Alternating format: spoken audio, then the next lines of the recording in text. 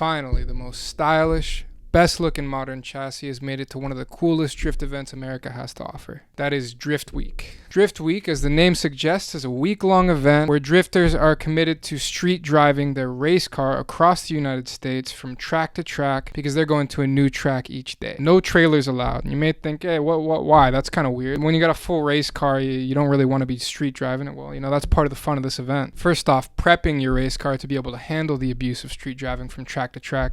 And also, making those memories along the road where maybe something breaks and you have to kind of jerry-rig something to fix it up in order to just keep moving forward. So that's the whole purpose of the event. And these guys are drifting more in 1 week than some people get in an entire year. Now, that sounds amazing, but it's definitely not cheap. So how much would a trip like that even cost? Can a GT86 even handle something like this? And what about tires? Well, what's the deal with the tire situation? And people come from all around the world to do this trip. I actually heard Naoki Nakamura was on this previous one, so what was that like? Well, boys, today we're going to find out. Let's call up my boy Brad to see what it was like to drive an LS swapped Futago line body kit equipped BRZ across the country for Drift Week. And let's find out what it takes to do a trip like this in a GT86. All right, so Brad, you just went on a Drift Week. I was curious, how long have you been drifting before you went on this Drift Week? I started drifting in 2018. Did you do any sim or anything like that before, or was it all just at the track? Yeah, it was all sim shit, dude. I was like balls deep in that shit, dude. I guess really learned in real life to drive was at OSW. So your preparation before Drift Week was basically just driving on a skid pad and sim. And then all of a And sudden you're driving with some of the best drivers in the world after only 4 years.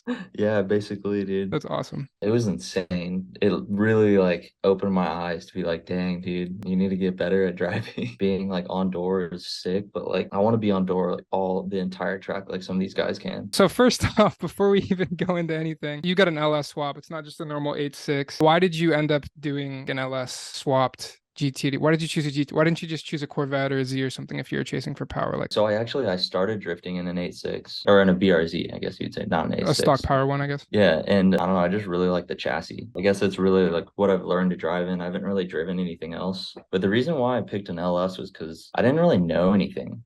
I was kind of stupid and blind. And when I did the LS in my car, I was like, oh, I could do a 1J too. It was either a 1J or an LS. Yeah. I didn't want to go through the hassle of trying to find all the 1J bullshit and learning all that because I was like, oh, Yeah. an LS Yeah. must be easy. Yeah. Just throw it in and drive because all I wanted to do was just drive and not really I didn't know the style side of drifting yet. Mhm. I was just stupid. You kind of regret it now? You wish you would have went with the Yeah. 1J? Oh, definitely, dude. Okay. Because when I drive my car, I'm just like, man, this is sick. This is Mhm. awesome. I love it. But I'm like, I want it to sound good. And It's the style.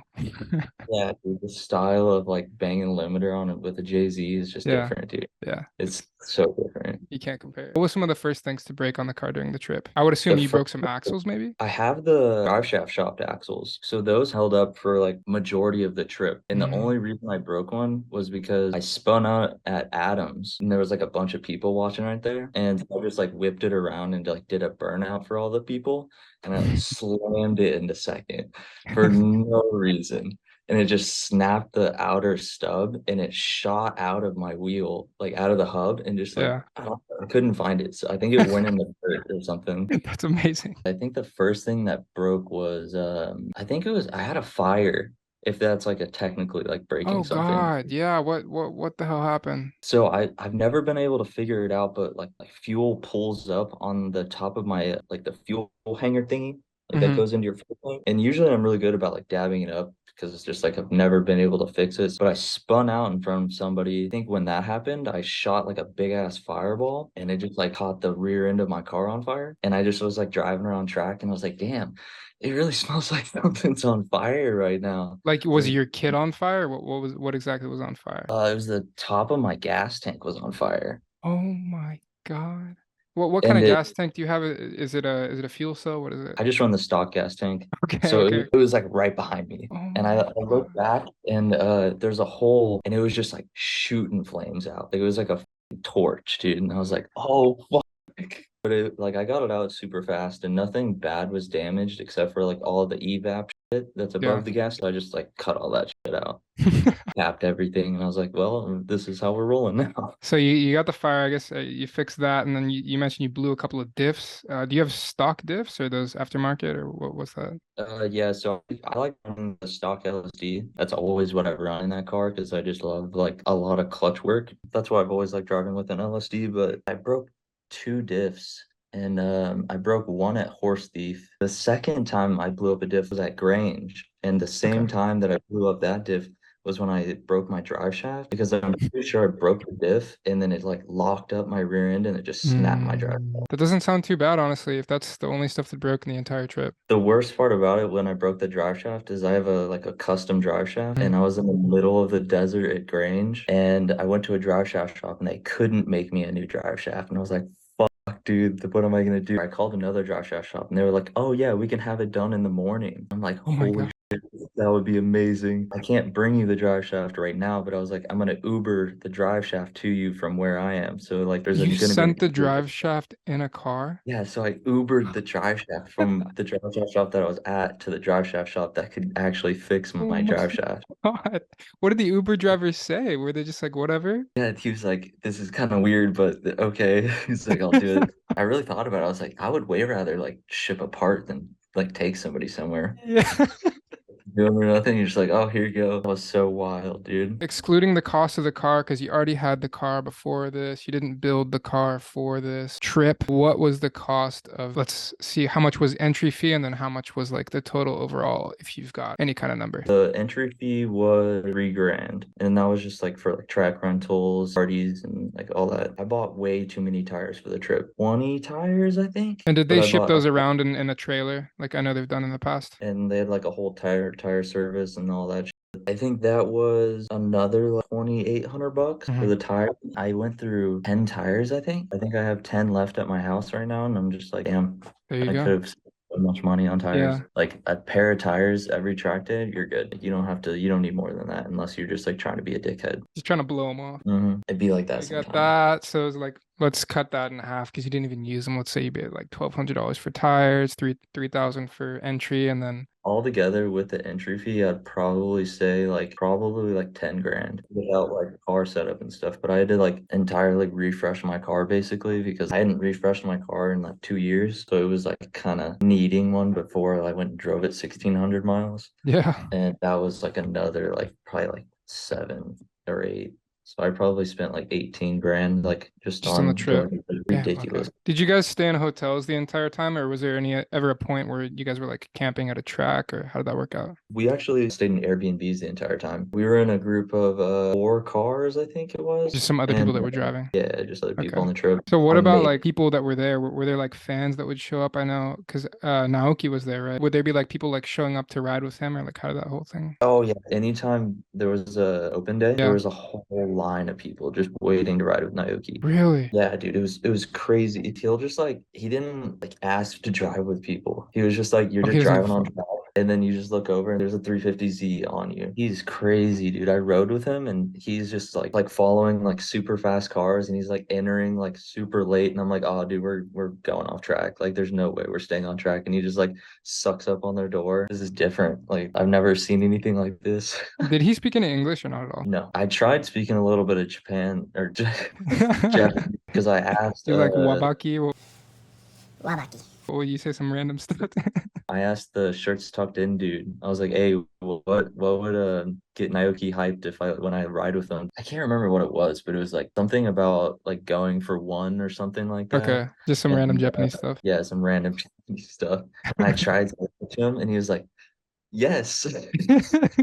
I was like, he definitely didn't understand what I was trying to Did he say, have a but guy there like with him translating and stuff, or? there was like a few other Japanese people there with him, and Mm. one of the guys really liked my car. Oh, one of the guys was like, he runs an 86 magazine in Japan, right? Yeah, he was sick, dude. He was like all like trying to have a conversation and stuff, and I was trying my best to like actually try and like understand him because we were just like basically talking over translator. He told me he knew the designer of the 86. Wow. And he's like, I'm gonna show him your car. I'm like, are you no way, dude? I'm like, tell Yeah. him thank you. For anyone that doesn't know, I'll post a picture right now of this guy's Instagram page. He's not like got a crazy numbers on Instagram, but he's got an entire magazine that I think he runs in Japan here. I don't know if they're at Up Garage. I think I've seen them at Super Autobacks, which is in Tokyo Bay, and there's one in Osaka too. He's like a complete 86 nerd. He runs an event in Japan that's like 86 only event, 86 in BRZ. So the fact that this guy was on the trip with them and stoked about Brad's car is awesome. I was surprised he was stoked on the LS too. He doesn't see that shit often. Yeah, But those engines aren't cheap over here like they are in America. I got my LS for like $1,000. Yeah, dude, it's great. Was your LS like a truck motor or something? It Or was a Corvette motor that damn. sat in a shed for like 12 years. Oh my gosh. What And when I LS is bought it? a 5.7 LS1 aluminum block, That's nice. um, Some nice like in American stuff, brother. hell yeah, brother. How hard was it to get accepted into Drift Week? And did they laugh at you when you sent a picture of an 86? Yeah, dude. So it really wasn't that difficult to get into Drift Week. I feel like I was like one of the first people to see the post. I was on Instagram and I saw it and I was like, holy shit, dude, I gotta do this. Like Yeah, dude. Naoki's gonna be there and Yeah. it's gonna be on the West Coast. So I just hit up Aaron. I was like, my car's LS, like it's not just a stock boxer. Yeah. And then he called me and we talked on the phone. He's like, "Do you know how much this shit's gonna be?" I'm like, "Yeah, but I'm all in, dude." He's allowed me to come, so that was sick. Do you think the stock boxer engine and the turbo kit could survive Drift Week? Do you think it would have enough power to keep up with everybody? Ooh, I think so, yeah. Because like I was feeling like my car was too fast for the trip. Running like a stock 350Z or like a or a BRZ with that's boosted is Yeah, there's no way you'd be able to run just a stock BRZ, right? That's not boosted. That probably wouldn't be able to keep up at all the tracks. What do you think? no. Right?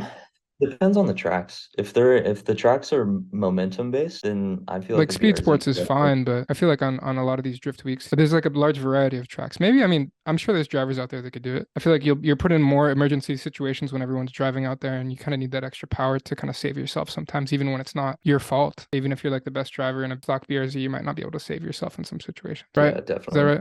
Okay. Yeah, yeah, Yeah. I feel that. There's so many situations you can get into because like with less power, you're always like on the catch-up line Mm-hmm. and you're never in the right spot when Mm-hmm. somebody spins out in front of you. So something like Christian's car, like a low boost turbo, might be able to chill out there in drift week, especially like depending on the track too. Oh yeah, definitely. Okay.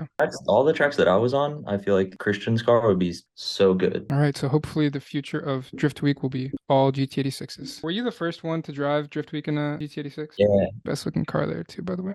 You had the Futago kit too. That's awesome. How did that thing last during the journey? dude, it did so good. Did it really? Like, I've heard they're yeah, pretty damn durable. I ripped the skirts off probably 10 plus times. And they're And fine. then yeah, well, they're not fine, but like they're from like 50 feet, they're fine. Okay. Yeah. Hey, that's what matters. They still go on the car, so that's all that matters. The front bumper, like I smashed it the first day, like second lap of Drift Week, dude. I like, entered on some bald ass front tires that I hadn't changed in like 4 months because I didn't want to wait to get my tires changed. Started to like understeer off the track and I just like ate the dirt basically and just like cracked the bottom of my bumper and I was like, damn. Because I spent like 20 plus hours fixing that front bumper since the last Yeah, time I because you'd already smashed. blown that thing up. Yeah, I already smashed that thing bad. And then I ripped it off at Apple Valley again. It held up so good, dude. I like saw it like fling off the front of my car and I was like expecting it to be totaled.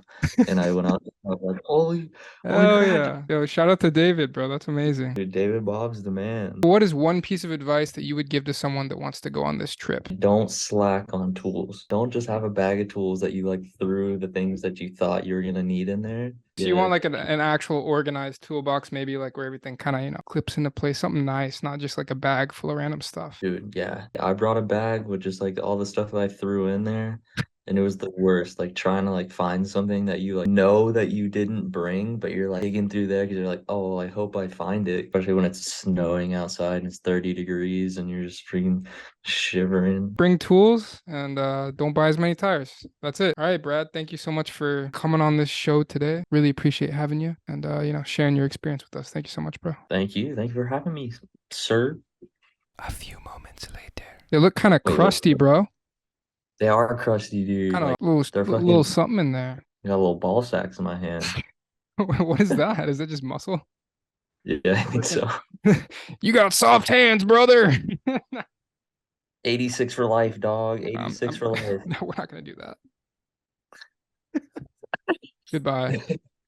Bye. Peace out, dude. All right, boys, as you can see, I had a lot of fun talking to my boy Brad. He's an interesting character. I know he actually moved to my area a couple months after I left for Japan, so didn't get a chance to meet him IRL, but seems like a good dude. Thank you guys so much for watching. If you enjoyed this video, make sure to hit that subscribe, hit that like, so I can get lots of money.